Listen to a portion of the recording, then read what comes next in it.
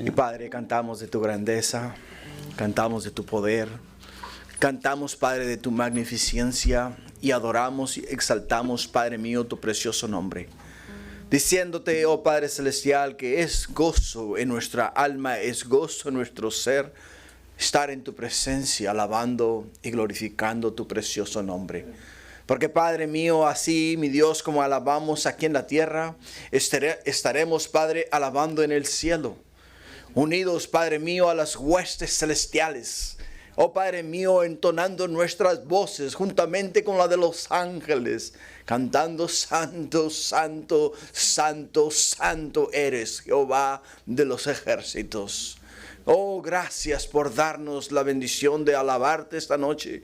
Darnos el privilegio de elevar nuestras voces al cielo y saber que tú escuchas, mi Dios, nuestras palabras, escuchas nuestras alabanzas y te gozas en ellas.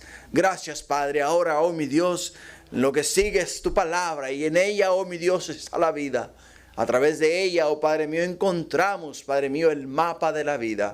Te pedimos, Padre Santo, que sea esta noche ella, tu palabra, la que nos cambie, nos transforme, nos edifique y nos prepare, oh mi Dios, para la vida eterna. Te lo pido en el nombre de Jesús. Y tu pueblo dice: amén. Amén. Gloria a Dios. Pueden tomar asiento. Así es de que con esos cortos anuncios vamos ahora a la palabra del Señor. Vamos esta noche al libro de Primera de Samuel, capítulo 13, es donde vamos a estar estudiando. El tema de la enseñanza de ese día es las consecuencias de la desesperación. Las consecuencias de la desesperación. En el año 2007, Lawrence Rees escribió un libro que nombró Their Darkest Hour, su hora más oscura, donde detalla las consecuencias de la desesperación en la Segunda Guerra Mundial.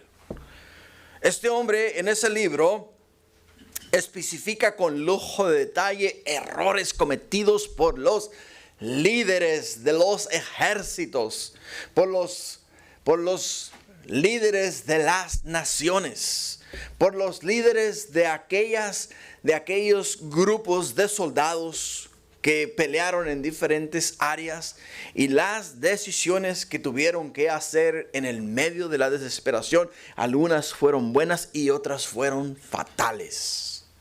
Tanto que las decisiones de ellos marcaron la historia del mundo entero.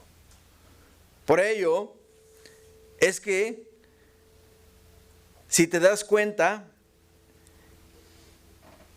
en esa guerra, y a través de esa guerra murieron miles y miles de inocentes. Entre ellos, niños judíos, familias judías. Todos a razón de la decisión desesperada de un líder que quería subyugar al mundo entero. Y vieron prisioneros de guerra, generales, sargentos, comandantes, cabos y soldados que fueron tratados inhumanamente. Hombres que creían que estaban peleando por un derecho o por una causa que traería al mundo una solución y un mundo mejor. También algunos de ellos dentro de los campamentos de concentración mataban para sobrevivir. Mataban personas inocentes con el simple hecho de que tenían que comer. Y después de matarles, se los comían. O sea, desesperaciones. Momentos de desesperación. Momentos difíciles. Momentos en los cuales estas personas tuvieron que hacer decisiones desesperadas. Decisiones desesperadas para poder ellos de una forma u otra asegurar sus vidas. Hubieron muchas misiones suicidas. Muchos de ellos se montaban en aviones y sabían que no iban a volver a aterrizar. Muchos de ellos se montaban en aviones y sabían que iban a morir en el aire. Y todo lo hacían por un ideal. Todo lo hacían por seguir a un líder. Que en un momento de desesperación le entró el deseo de subyugar al mundo entero y acabar con la democracia que existía en la tierra. No creo que tenga que mencionar su nombre, porque creo que todos lo conocemos. Y si no lo conoces, te recomiendo el libro. El libro se llama Su hora más oscura. Su hora más oscura. Si lees en inglés, es Their Darkest Hour. Y nos habla acerca de las decisiones desesperadas que tuvieron que hacer muchos de ellos para sobrevivir. En el capítulo 13 de Primera de Samuel, vamos a encontrar a un hombre al borde de la desesperación. Al borde de la desesperación. Y va a ser una muy mala decisión. Una muy mala decisión. Su decisión le va a costar todo. Le va a costar su reino. Le va a costar su credibilidad. Le va a costar el favor de Dios. Le va a costar el hecho de que Dios lo va a rechazar. Saúl, después de la primera batalla contra los amonitas, fue visto como un gran líder y un gran rey. Nos dice en el libro de Primera de Samuel, capítulo 11, versículo 12, dice que el pueblo entonces dijo a Samuel: ¿quiénes son los que decían ha de reinar Saúl sobre nosotros? Dadnoslos a esos hombres, dice, y los mataremos. Ellos dijeron simple y sencillamente que Saúl es un buen líder, va a ser un buen rey, y sobre todas las cosas Dios lo ha elegido. Y aquellos que son paganos, mundanos, aquellos que no creen en el favor de Dios ni en la voluntad de Dios, están en contra de lo que Dios ha establecido. Por lo tanto, le dicen a Samuel: tráelos y matémosles, eliminémosles, para que no sean una piedra de tropiezo para la nación. Decisiones desesperantes, momentos desesperantes, simplemente porque querían ¿qué? Querían demostrar ellos el hecho de que estaban haciendo lo correcto. Como muchos en el mundo en estos momentos hacen decisiones desesperantes porque creen estar haciendo lo correcto. El día de hoy vamos a mirar 3 puntos. El día de hoy vamos a mirar 3 puntos respecto al estudio de 1 de Samuel capítulo 13. Y el primero que vamos a mirar esta noche va a ser la gloria antes de la caída. La gloria antes de la caída. Y en el versículo 1 y 2 nos dice: había ya reinado Saúl 1 año, y cuando hubo reinado 2 años sobre Israel, escogió luego a 3,000 hombres de Israel, de los cuales estaban con Saúl 2,000 en Micmas y en el monte de Betel, y 1,000 estaban con Jonatán en Gabá de Benjamín, y envió al resto del pueblo, cada uno a sus tiendas. Ahora, hay mucha controversia en los 2 primeros versículos del capítulo 13. Mucha controversia. ¿Por qué? Porque hay versiones de la Biblia que no incluyen estos versículos. Hay versiones de la Biblia que dicen que esos versículos en realidad no están hablando de 1 año después de que reinó Saúl, o 2 años después de que reinó Saúl. Porque el apóstol Pablo nos dice a nosotros que Saúl reinó en Israel 40 largos años. Saúl reinó 40 largos años. Entonces dicen ellos: ¿cómo es posible que acá Saúl, al comenzar su reinado, ya tenía un hijo aproximadamente de 20 años? Porque era un líder del ejército. Era uno de los generales del ejército. A su hijo Jonatán. Entonces hay mucha controversia en esos versículos. Pero en realidad, mira, para lo que nosotros estamos haciendo esta noche y lo que estamos estudiando y el mensaje que queremos extraer de este capítulo, no nos interesa eso a nosotros. Simple y sencillamente no nos interesa. Lo que nos importa ver es cómo Saúl ejerce y lo que fue llamado a ser como rey y cuál fue su gloria y su popularidad. Es lo que nosotros queremos extraer de este capítulo. ¿Por qué? Porque vemos acá que lo primero que hace él es formar el primer ejército oficial de la nación de Israel. Formar el primer ejército oficial de la nación de Israel. Nos dice acá que tenía 3,000 hombres de Israel, de los cuales estaban con Saúl 2,000 en Micmas y en el monte de Betel, y 1,000 estaban con Jonatán en Gabá de Benjamín. Ese es el primer ejército oficial. Antes de este ejército, por ejemplo, el ejército que dirigió Josué, el ejército que dirigieron los jueces, era un ejército de milicia. ¿Sabe la diferencia entre un ejército y un ejército miliciano? Los de El Salvador conocen muy bien lo que es la milicia y pueden darnos una buena descripción de lo que es la milicia. O sea, la milicia no tienen en sí un líder, sino que tienen un ideal.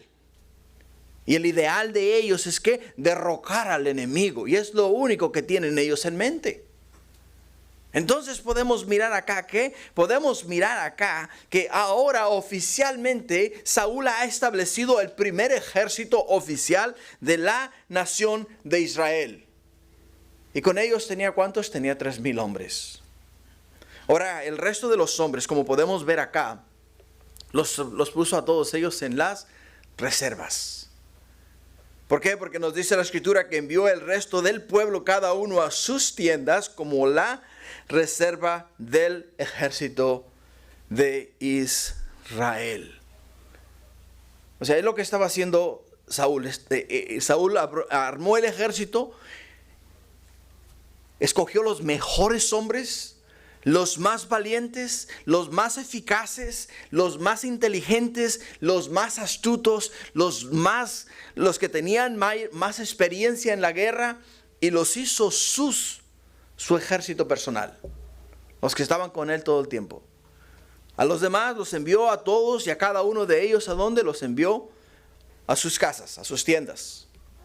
Y les dijo: quédense ahí, esténse ahí hasta que yo los llame a ustedes. Y Jonatán fue considerado por los historiadores bíblicos como un hombre valeroso y excelente, un hombre que posee uno de los caracteres más afables de la Biblia. Es lo que fue Jonatán considerado y lo que es considerado en las Sagradas Escrituras. Podemos mirar su carácter y lo vamos a mirar en los siguientes capítulos que vamos a estar estudiando a través de el libro de Primera de Samuel y Segunda de Samuel. Vamos a mirar cómo el carácter de Jonatán se forma como un verdadero hombre de Dios, que supo distinguir entre al hombre que Dios escogió y al hombre que se postuló. Y lo siguió conforme a la voluntad de Dios.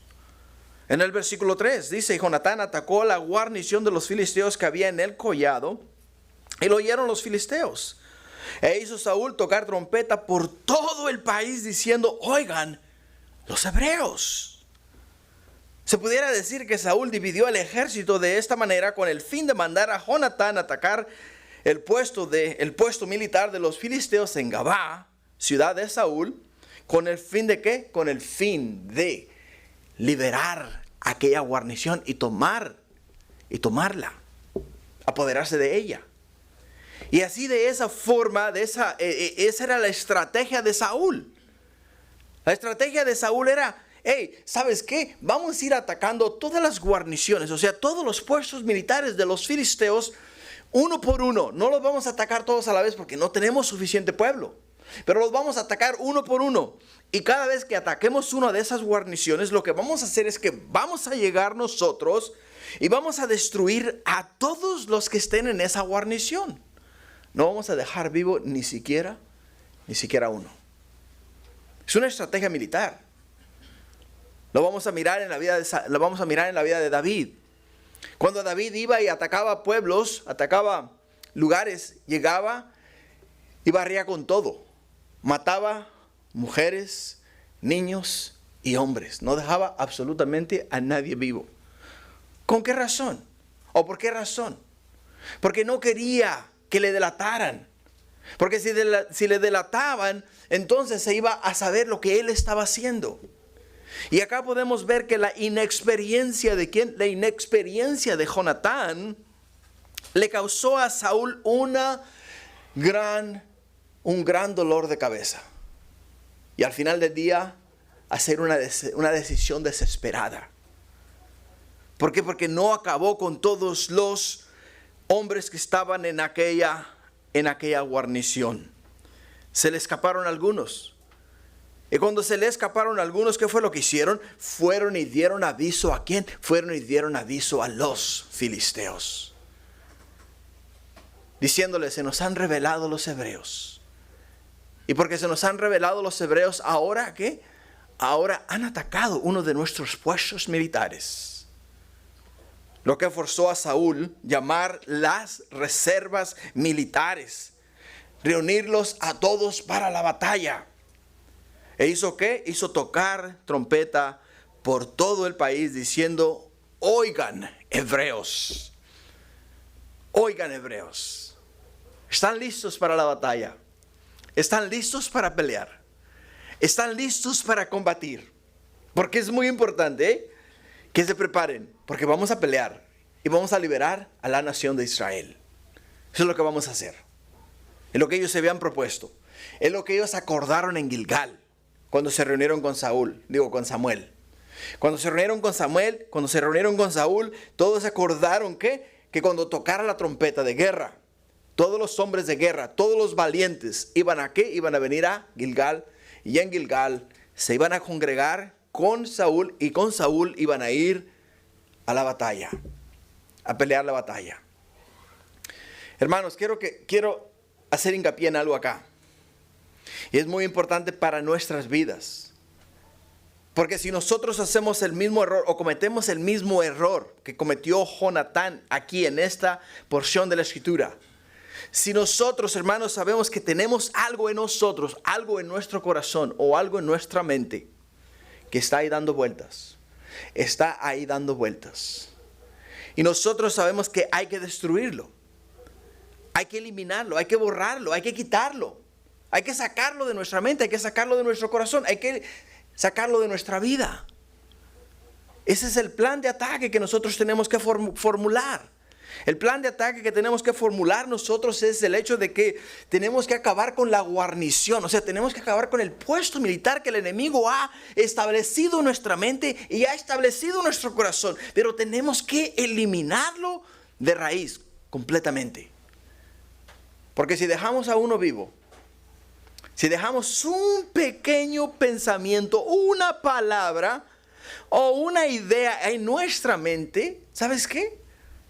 Esa idea eventualmente va a crecer y ese pensamiento eventualmente se va a expandir y ese pensamiento y esa idea nos va a volver a atacar.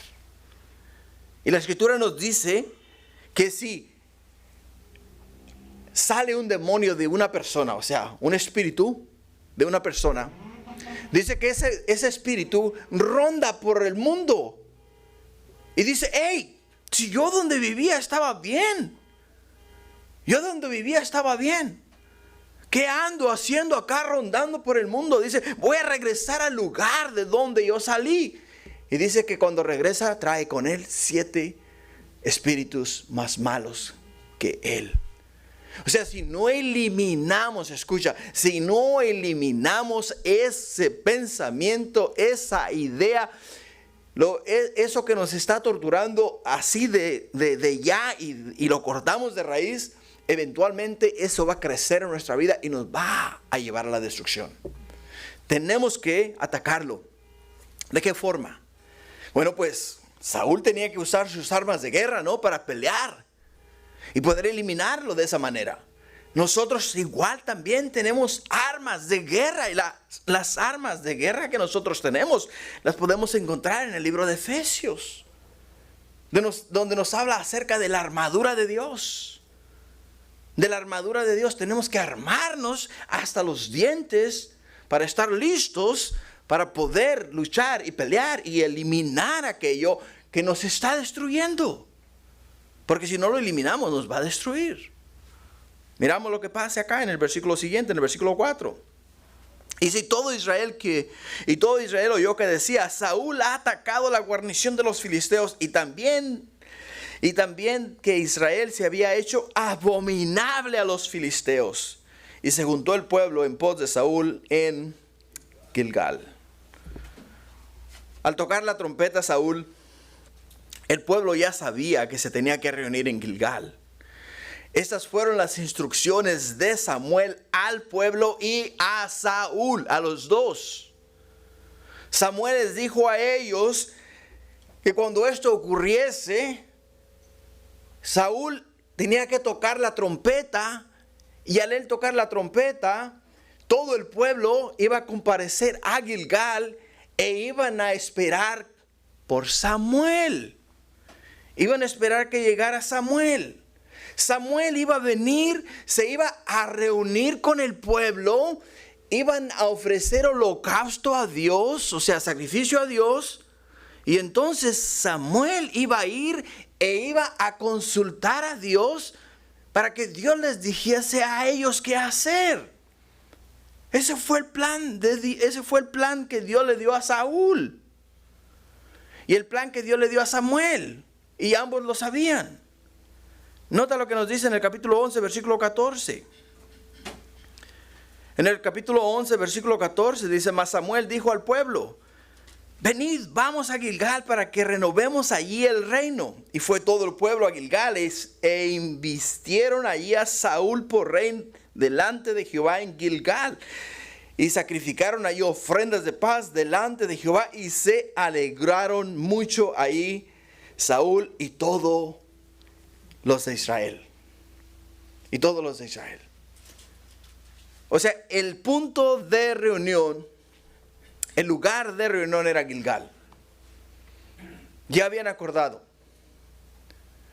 Porque bien hubiesen podido ungir a Saúl en Galaad. Porque en Galaad fue donde él obtuvo la victoria contra los amonitas. Pero el lugar, o sea, el centro de operaciones de la nación de Israel estaba ¿en dónde? Estaba en Gilgal. ¿Por qué en Gilgal? ¿Te has preguntado por qué en Gilgal? Porque en Gilgal era donde estaba, ¿qué? Estaba el tabernáculo. Estaba el tabernáculo de reunión. Era donde tiempos antes había yacido ahí, ¿qué? La presencia de Dios. Había yacido ahí, ¿qué? El arca del pacto de Dios. Y todos ellos se tenían que reunir en ese lugar. Se tenían que reunir en ese lugar para que ahí en ese lugar entonces ellos iban a hacer ¿qué? Ahí era donde iban a recibir instrucciones de parte de Dios. Por ello es que todo el pueblo, al oír tocar trompetas, sabían que Saúl había comenzado la liberación de la nación de Israel del yugo opresor de los filisteos. Pero por este acto de valentía, los israelitas hicieron, nos dice la Escritura, abominables a los filisteos. La palabra hebrea abominación se refiere a menudo a algo que hiede. A algo que hiede. Podemos decir que los israelitas se convirtieron en seres malolientes que había que destruir o eliminar. Y eso es exactamente lo que los filisteos se propusieron en su corazón. Eliminarlos. Ahora, hermanos, ¿qué es el pecado? El pecado es algo que nos hace a nosotros malolientes. Y si no eliminamos de nuestra vida el pecado, El pecado nos va a hacer abominables ante los ojos de Dios. Nos va a hacer abominables ante los ojos de Dios. Necesitamos ser limpiados con el agua que es la palabra de Dios. Porque si no nos limpiamos nosotros con el agua que es la palabra de Dios, entonces vamos a continuar hediendo. Vamos a continuar oliendo mal. Los israelitas olían mal ante las narices de los filisteos. Y lo que huele mal hay que eliminarlo, hay que sacarlo. Hay que sacarlo. Si tú dejas la basura en el cesto, después de haber cocinado por 1, 2 días o 3 días, en el cesto lo dejas ahí en la cocina, en 2, 3 días comienza ¿qué? Comienza a oler mal. Y el momento que comienza a oler mal, dices tú, ¿qué huele aquí tan feo? ¿Y qué es lo que haces? Inmediatamente buscas de dónde viene el mal olor. Y al encontrar de dónde viene el mal olor, entonces ¿qué es lo que haces? Lo agarras. Lo agarras. Y lo llevas afuera, o sea, lo tiras al bote de basura. Para que no siga apestando tu casa. Para que no hieda tu hogar. Para que no hieda tu aposento. Y eso es exactamente lo que nosotros tenemos que hacer. Eliminar el pecado para que nuestra casa, el templo del Espíritu Santo, hermanos, no tenga un mal olor. No tenga un mal olor. Y dijeron los filisteos, vamos a eliminar estos. Vamos a eliminar a estos hombres. Este mismo principio es cierto espiritualmente en nuestras vidas. No luchamos contra ejércitos de filisteos. Nuestros enemigos son principados, potestades, gobernadores de las tinieblas de este siglo, huestes espirituales de maldad en las regiones celestes, como nos dice acá en el libro de Efesios, capítulo 6, versículo 12. Entonces, si entendemos eso, podemos entender ¿qué? Tenemos que entender que nuestros enemigos espirituales tienen las mismas actitudes de los filisteos. ¿Y cuáles son las actitudes de los filisteos? Eliminarnos, sacarnos de la carrera. Continuando en el versículo 5, dice, entonces los filisteos se juntaron para pelear contra Israel. 30,000 carros, 6,000 hombres de a caballo y un pueblo numeroso como la arena que está a la orilla del mar. Y subieron y acamparon en Migmas, al oriente de Bet-Aven. O sea, los filisteos vinieron con todo. Con todo. Sabían que había un líder en Israel, un ejército que se les había revelado. Y aunque el heroísmo de Saúl era completo, sus súbditos no manifestaban ninguna medida de celo o energía. Y aquí es donde comienza la caída. Lo que nos lleva a nuestro segundo punto, el comienzo de la caída. En el versículo 6, escucha, cuando los hombres de Israel vieron que estaban en estrecho, porque el pueblo estaba en aprieto, se escondieron en cuevas, en fosos, en peñascos, en rocas y en cisternas. Y algunos de los hebreos pasaron el Jordán a la tierra de Gad y de Galad. Pero Saúl permanecía aún en Gilgal y todo el pueblo iba tras él temblando. Iba tras él temblando, o sea, tenían miedo. Tenían miedo. Los israelitas aplicaron el dicho que todos conocemos. Más vale que digan, aquí corrió y no aquí quedó. Aquí corrió y no aquí quedó. ¿Por qué? Porque se escondieron en cuevas. Se escondieron en fosos. Se metieron entre los peñascos. Se metieron en cisternas. Y algunos de ellos dejaron sus tierras, sus gentes, y se fueron al otro lado del río Jordán, a esconderse. Y en el versículo 8 nos dice, y él esperó 7 días conforme al plazo que Samuel había dicho. Pero Samuel no venía a Gilgal y el pueblo se le desertaba. Entonces dijo Saúl, traedme holocausto y ofrendas de paz. Y ofreció el holocausto. El error más grande de la vida de Saúl fue una decisión en un momento de desesperación. En un momento de desesperación. Tú lo leerías y dirías, oh, qué bien, este hombre es un hombre espiritual. No solamente es un hombre espiritual, sino que quiere consultar a Jehová y quiere ofrecer a Jehová sacrificio. Esta experiencia fue una tremenda prueba para Saúl. Evidentemente fue a dónde? Fue a Gilgal por obediencia a las indicaciones de Samuel. ¿Qué les dijo Samuel? Cuando el pueblo esté en aprietos, reunámonos todos en Gilgal. Espérenme, dice Samuel, les dijo a ellos, denme 7 días para yo poder llegar a Gilgal y reunirme con ustedes. Eso fue lo que les pidió Samuel. 7 días.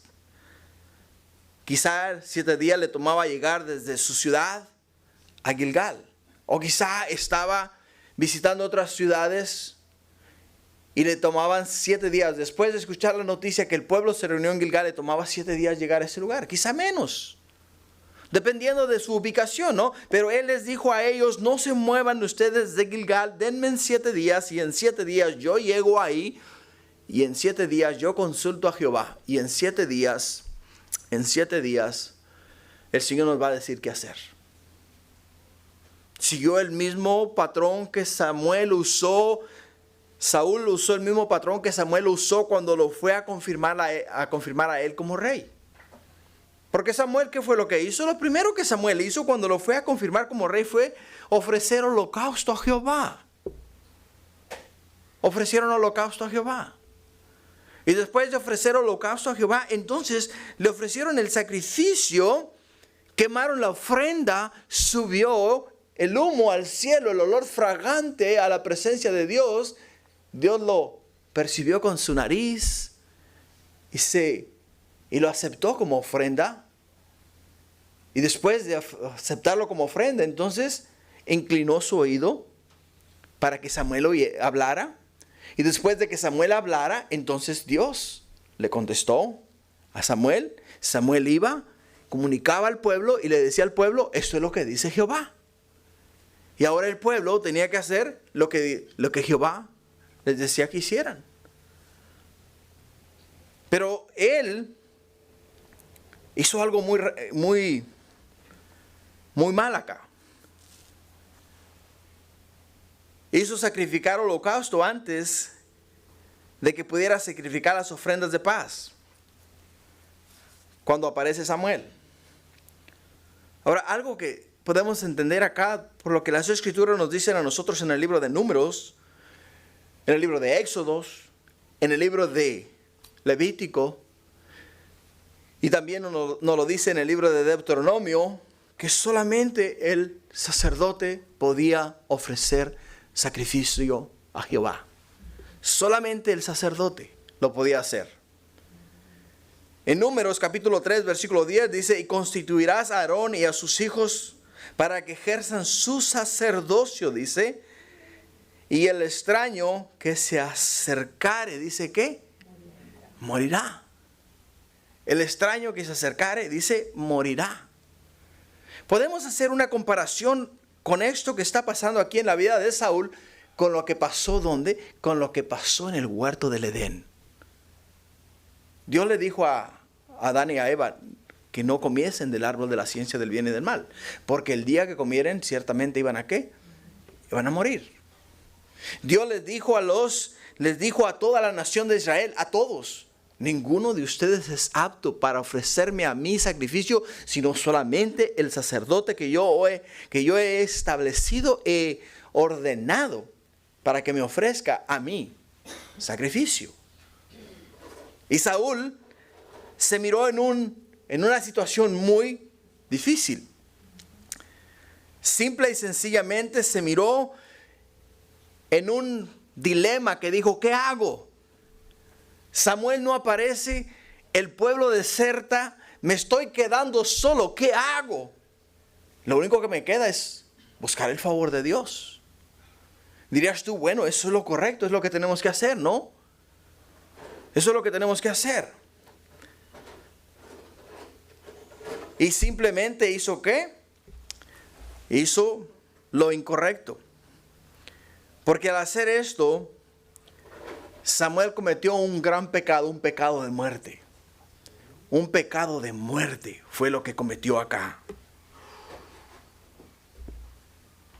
Simplemente no debió haber ofrecido sacrificio.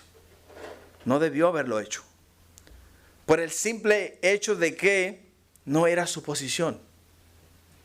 No era su lugar. No era su llamado. Él era rey, él no era sacerdote. Dirías tú, bueno, quizá él no lo hizo. Quizá él no lo hizo porque Ahías, vamos a mirar más adelante que está aquí, está con Saúl y es uno de los sacerdotes de Israel. Quizá Ahías estaba con él. Y quizá fue Ahías el que ofreció el holocausto a Dios. Quizás fue Ahías el que hizo el sacrificio. Y no Saúl, sino que Saúl solamente dio la orden. Pero la orden fue la siguiente. La orden fue ¿qué? La orden fue no ofrecer sacrificio. O sea, esperar por Samuel. Esperar por Samuel. Algo que es muy importante. Dios, hermanos, no se complace en sacrificios. No se complace en sacrificios. Dios se complace en obediencia. En obediencia. Dios quiere que tú le obedezcas a Él. No quiere que tú vengas después y lo trates de apaciguar con un sacrificio. Y decir, bueno, ya metí la pata, Señor, bueno, pero ¿qué te parece un borreguito, no? Ahí te va. O un chivito, ¿no? Ahí te lo ofrezco, anda, mira, hagamos las paces. Ya metí la pata, ¿qué vamos a hacer? Perdóname, ¿no? O sea, esa es la mentalidad nuestra. Pero la mentalidad de Dios es muy distinta. Dios es santo. Y porque Él es santo, quiere que nosotros, su pueblo, seamos santos. Y vivamos en rectitud. Vivamos con un corazón contrito y humillado delante de Él. En todo tiempo, en toda hora y en todo momento. Porque esa es la perfecta voluntad del Señor. Esa es la perfecta voluntad de Dios. Y eso es lo que Dios desea y necesita de nosotros. Dios necesita eso de nosotros. Y es lo que Dios requiere de nosotros. Por ello es que es muy importante entender. No porque digas, ya fui a la iglesia, ya cumplí con Dios. No. No tiene absolutamente nada que ver con el hecho de que hayas venido a la iglesia.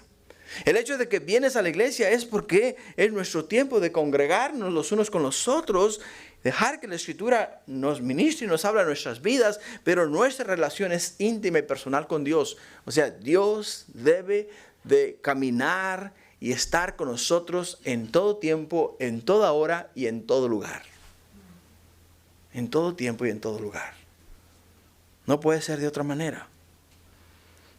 Por ello es que podemos ver nuestro tercer punto, la caída por causa de la desesperación. La caída por causa de la desesperación. Y quiero que pongas mucha atención a lo que vamos a leer. Porque vamos a mirar exactamente el mismo patrón que miramos en el huerto del Edén. Vamos a mirar el mismito patrón que se vivió con Adán y Eva. Nos dice en el versículo 10, y cuando él acababa de ofrecer el holocausto, he aquí Samuel que venía, Saúl salió a recibirle para saludarle. Entonces Samuel dijo: ¿qué has hecho? Y Saúl respondió: porque vi que el pueblo se me desertaba y que tú no venías dentro del plazo señalado y que los filisteos estaban reunidos en Micmas. Me dije: ahora descenderán los filisteos contra mí a Gilgal, y yo no he implorado el favor de Jehová. Me esforcé pues y ofreció holocausto. Entonces Samuel dijo a Saúl: locamente has hecho. ¿No guardaste el mandamiento de Jehová tu Dios que él te había ordenado? Pues ahora Jehová hubiera confirmado tu reino sobre Israel para siempre. Mas ahora tu reino no será duradero. Jehová se ha buscado un varón conforme a su corazón, el cual Jehová ha designado para que sea príncipe sobre su pueblo, por cuanto tú no has guardado lo que Jehová te mandó. La pregunta de Samuel lo dice todo. Porque Samuel viene y le pregunta: ¿qué has hecho? Es una pregunta muy antigua y Dios se la hizo a Eva cuando le dijo en el huerto del Edén: ¿qué has hecho? ¿Qué has hecho? También se la hizo a Caín en Génesis capítulo 4 versículo 10. Esta pregunta anima a qué? Anima a confesión de pecado y arrepentimiento. Si Eva o Adán, cuando escucharon la voz de Dios y Dios les dijo a ellos: ¿qué has hecho? ¿Quién te dijo que estabas desnudo? Si ellos hubieran reconocido su error, y le hubieran dicho: Señor, fallamos, pecamos, cedimos a la tentación, perdónanos, ten de nosotros misericordia, por favor, mira, te pedimos una segunda oportunidad. Dios, las cosas hubieran sido muy diferentes. Si Saúl, cuando le dice: Samuel, ¿qué has hecho? Saúl, ¿qué has hecho? Si él hubiera dicho: fallé, Samuel, fallé porque conocía la ley, conocía la palabra de Dios y entendía que solamente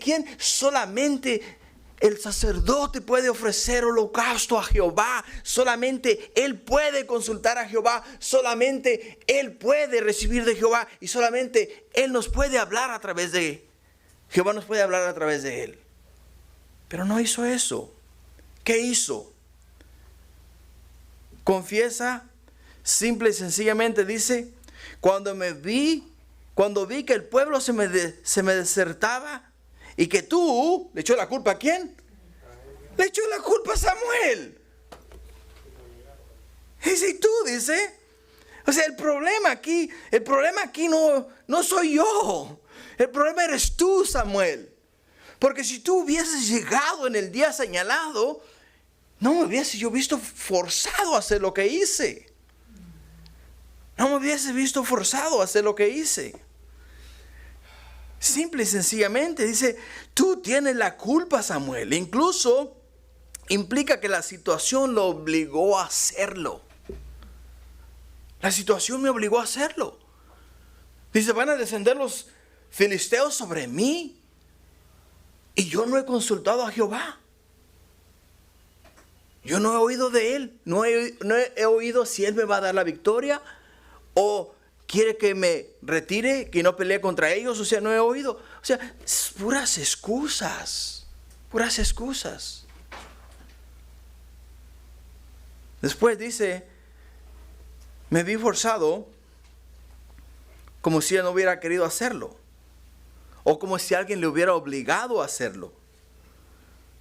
Y lo más triste de todo acá es el hecho de que no reconoce que se equivocó. No reconoce que se equivocó. Dios no lo fulminó, pero sí lo reemplazó.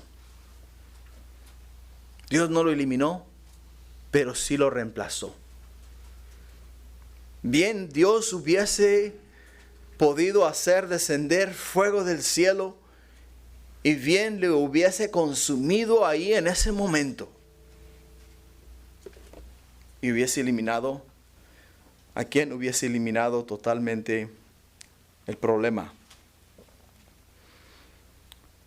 Y le dice el Señor, le dice Samuel, mas ahora tu reino no será duradero. Tu reino no será duradero. ¿Por qué? Porque hiciste una mala decisión en un momento desesperado.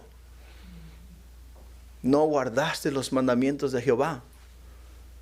No guardaste la palabra de Dios.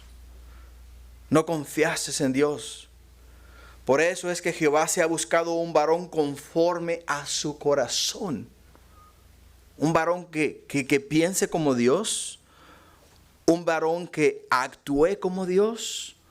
Un varón que ame la obra de Dios. Un varón que siga los mandamientos al pie de la letra que Dios ha establecido.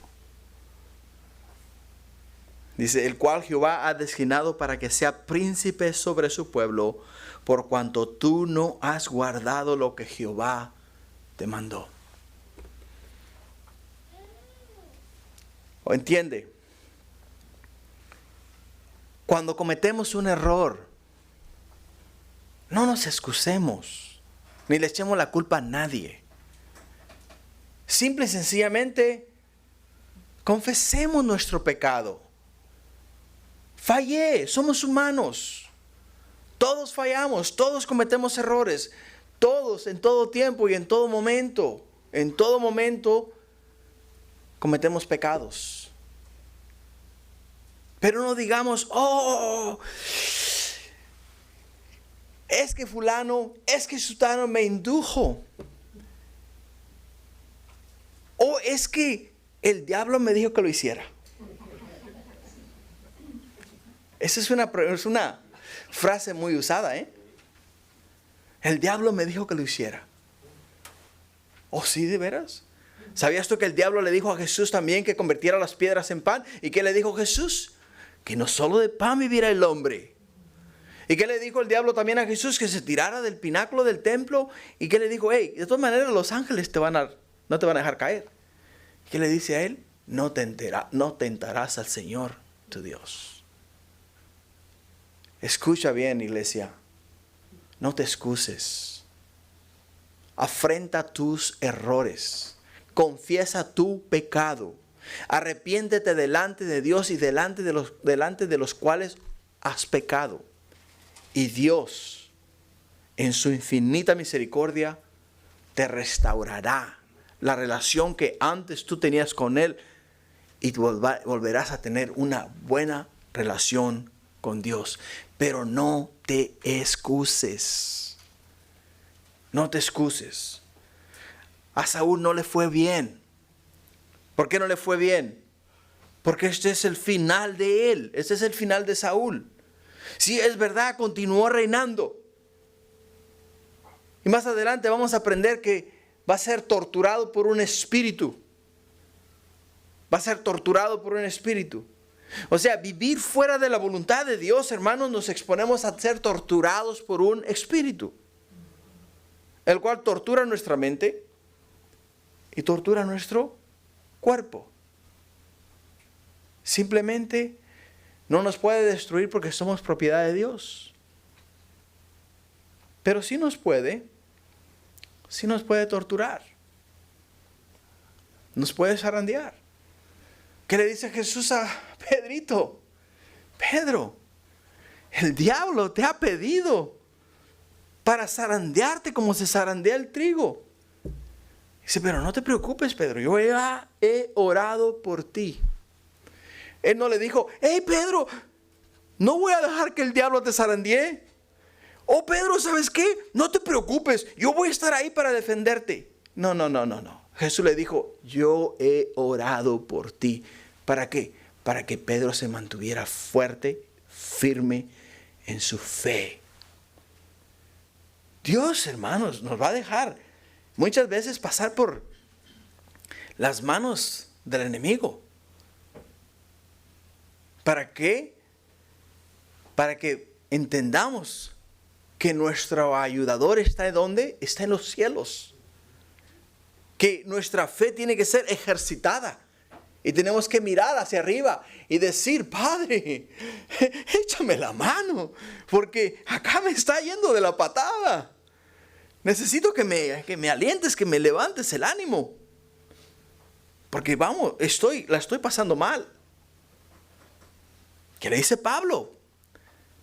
Cuando tenía el aguijón en la carne. Dice, ya me has pedido 3 veces, Pablo, la misma pregunta. No te voy a liberar de ese aguijón. Simplemente le dice, bástate en mi gracia porque mi poder se perfecciona ¿en qué? Se perfecciona en la debilidad.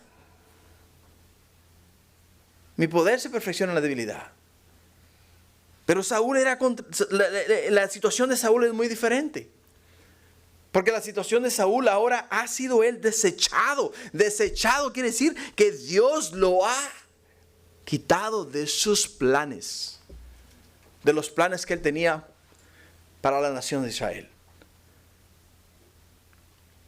Dirás tú, bueno, es que Saúl aún no estaba viviendo en el tiempo de la gracia. O sea, si estuviera viviendo en nuestros días, pues Dios se hubiese compadecido de él y le hubiera perdonado y le hubiera establecido nuevamente en el reino y hubiese sido un buen rey. Pero un momento, ¿qué no aprendimos en los capítulos anteriores que el corazón de Saúl fue mudado en otro hombre? ¿No aprendimos en los capítulos anteriores que Saúl profetizó? ¿No aprendimos que este hombre fue transformado? O sea, sí, vivió el tiempo de la gracia, o sea, vivió la experiencia del Espíritu Santo, porque el Espíritu de Dios vino a morar en él, vino a morar en Saúl. Pero su mala decisión hizo que el Espíritu de Dios partiese de él y saliese de él. Y ahora quedó ¿a qué? Quedó a la deriva. Quedó a la deriva. Porque no obedeció a Dios. Dice, por cuanto no has guardado lo que Jehová te mandó. Jehová le dijo a él los pasos que tenía que tomar para ser un buen rey. Y no los siguió, no los obedeció. ¿Por qué? Porque se miró con el agua al cuello y le dijo al que estaba en el barco, hey, tírame un salvavidas. En vez de decir, Señor, sácame tú del agua. Él confió ¿en quién? Confió en el consejo de los demás. Continuamos en el versículo 15. Y levantándose Samuel subió de Gilgal a Gabá de Benjamín, y Saúl con toda la gente que se hallaba con él, como 600 hombres. Saúl pues y Jonatán su hijo y el pueblo que con ellos se hallaba, nos dice acá, y su hijo y el pueblo que con ellos se hallaba, se quedaron en Gabá de Benjamín, pero los filisteos habían acampado en Micmas. 600 hombres. Tenía 3,000 hombres escogidos, ¿recuerdan? Y de los 3,000 hombres escogidos le quedaron ¿cuántos? 600 hombres. ¿Por qué? Porque nos dicen los versículos anteriores que los que iban con él iban ¿qué? Iban temblando de miedo. Iban temblando de miedo porque se habían hecho abominables a los filisteos.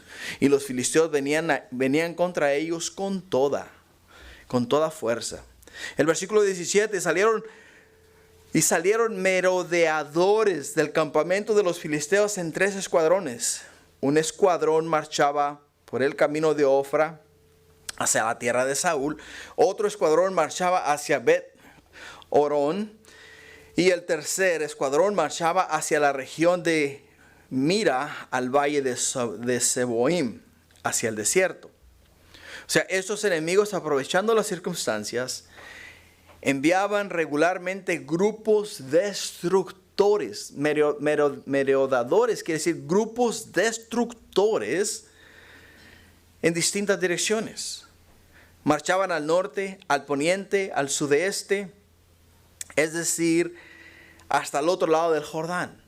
Y el propósito de ellos era destruir las cosechas, destruir los olivares, destruir lo que tenían guardado para comer, O sea, hambrearlos. Es lo que era su plan de ellos, hambrearlos. Y al hambrearlos a ellos, los debilitaban. Y al debilitarlos a ellos, no tenían fuerza para pelear. No tenían fuerza para pelear. Y como no tenían fuerza para pelear, entonces simplemente quedaban a la merced de sus enemigos. ¿Sabes que eso es exactamente lo que hace el diablo? El diablo nos debilita. ¿Nos debilita cómo? Nos debilita manteniéndonos alejados de la palabra de Dios. Nos debilita manteniéndonos fuera de la voluntad de Dios. Y si nosotros no estamos leyendo, nos estamos ¿qué? Empobreciendo espiritualmente. Y si nosotros no estamos orando, quiere decir que nos estamos enflaqueciendo espiritualmente.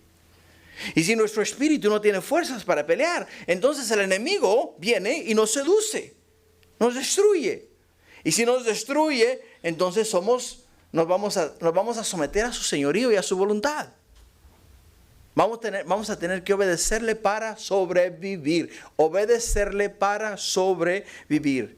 Y eso es exactamente lo que esos hombres estaban haciendo. Fíjate lo que dice en el versículo 19.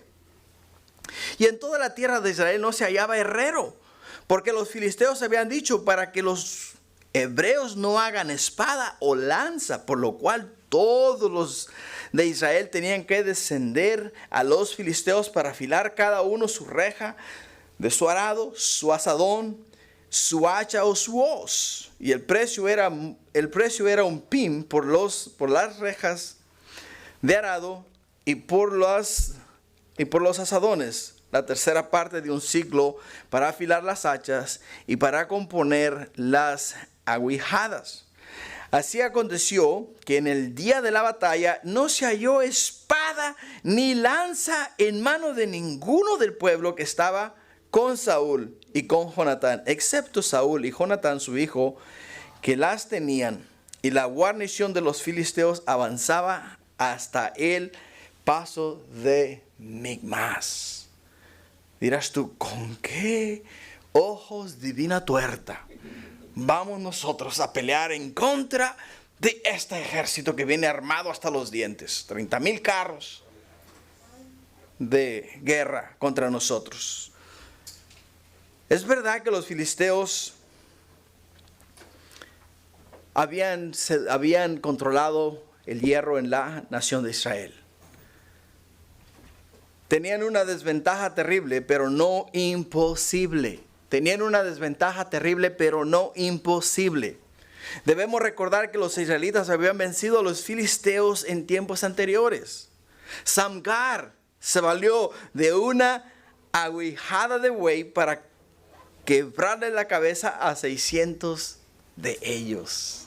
Lo encontramos en Jueces capítulo 3, versículo 31. Sansón no tenía armas y mató a miles de ellos. Miles de ellos. ¿Por qué? Porque su fuerza no dependía de ellos. ¿Dependía de quién? Dependía de Jehová. Nos dice Isaías 54:17, ninguna arma forjada contra ti prosperará, y condenarás toda lengua que se levante contra ti en juicio. Esta es la herencia de los siervos de Jehová, y su salvación de mí vendrá, dijo Jehová.